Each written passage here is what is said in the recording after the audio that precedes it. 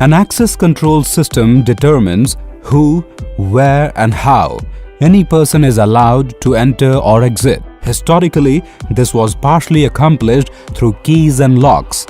When a door is locked, only someone with a key can enter through the door, depending on how the lock is configured. Mechanical locks and keys do not allow restriction of the key holder to specific times and dates. Do not provide records of the key used on any specific door, and the keys can easily be copied or transferred to an unauthorized person. When a mechanical key is lost or the key holder is no longer authorized to use the protected area, the locks must be rekeyed. Electronic access control uses computers to solve the limitations of mechanical locks and keys. A wide range of credentials can be used to replace mechanical keys. The electronic access control system grants access based on the credential presented. When access is granted, the door is unlocked for a predetermined time and the transaction is recorded. When access is refused, the door remains locked and the attempted access is recorded. The system will also monitor the door and alarm if the door is forced open or held open too long after being unlocked. Access control enables regulated entry through a three-step process. Step 1. Valid entry pass holders to be permitted to enter either by manual checking or electronic validation of machine-readable cards. Prepare and issue passes as per the design prescribed in the manual on the subject to employees, contract labor, tank crew, maintenance staff, visitors, etc. For consultants, vendors and suppliers other than foreigners, advice needs to be obtained regarding their visit from the officer concerned in writing and approval obtained for the visit from the HOD or location in charge concerned. For visitors from abroad, approval for visit from the head of the department concerned is compulsory. Approval for visit to Battery area should be as per the guidelines of the Government of India on the subject. Visit details, including passport number and photograph, have to be maintained in the separate register.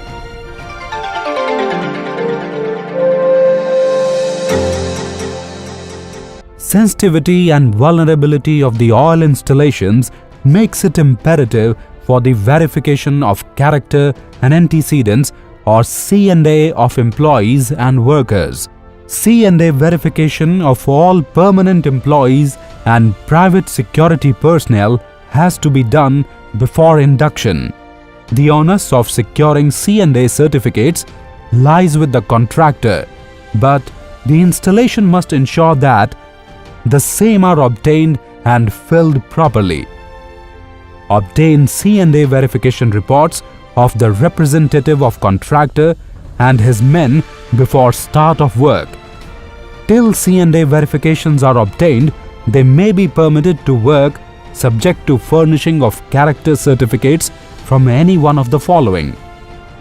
Certificate from these authorities shall be submitted along with an undertaking that regular C&A verification reports would be submitted in due course. Entry pass for drivers and khalasis of tank trucks is to be issued only on furnishing C&A verification certificate.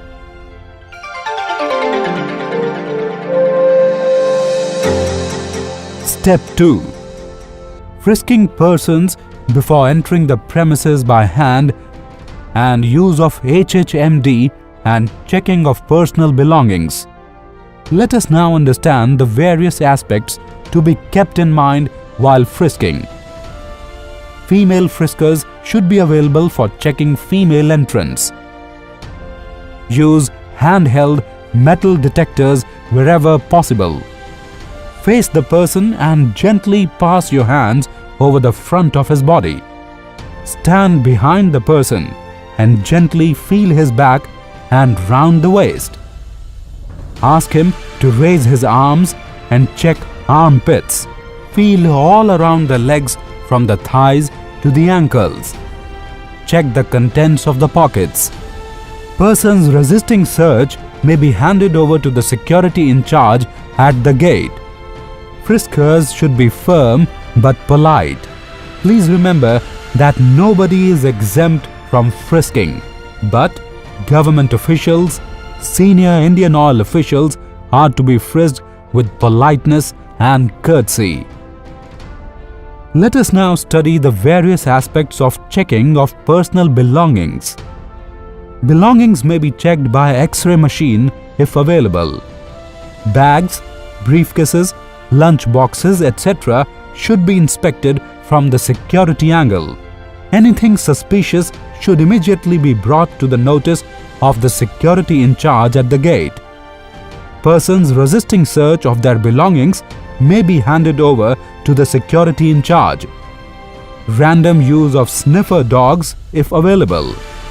No one to be allowed to stray beyond the area to which his pass entitles him access. Security office at gate to be informed in case any anomaly is noticed.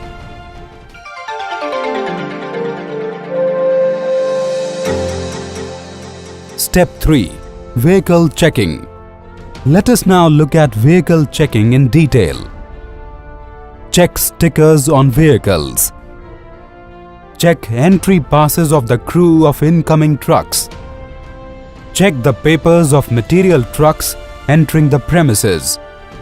Check the undercarriage of vehicle with under-vehicle surveillance systems. Checking the boot and engine area of incoming vehicles is important but is generally neglected. Check the driver's cabin, engine area and boot, as also the persons of the crew of incoming vehicles for arms and explosives and outgoing vehicles for pilfered items.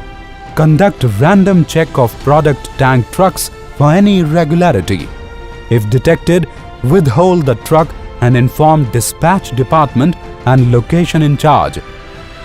Ensure that all the entry passes, temporary, visitor, vehicle are surrendered before exit and records entered in the relevant register. Use of sniffer dogs is a deterrent against smuggling in of explosives. A raised platform enables easy inspection of the contents of trucks entering and exiting the location. Electronic access control provides smooth and safe movement of men and goods. So, let us now focus on a few thought bites towards access control.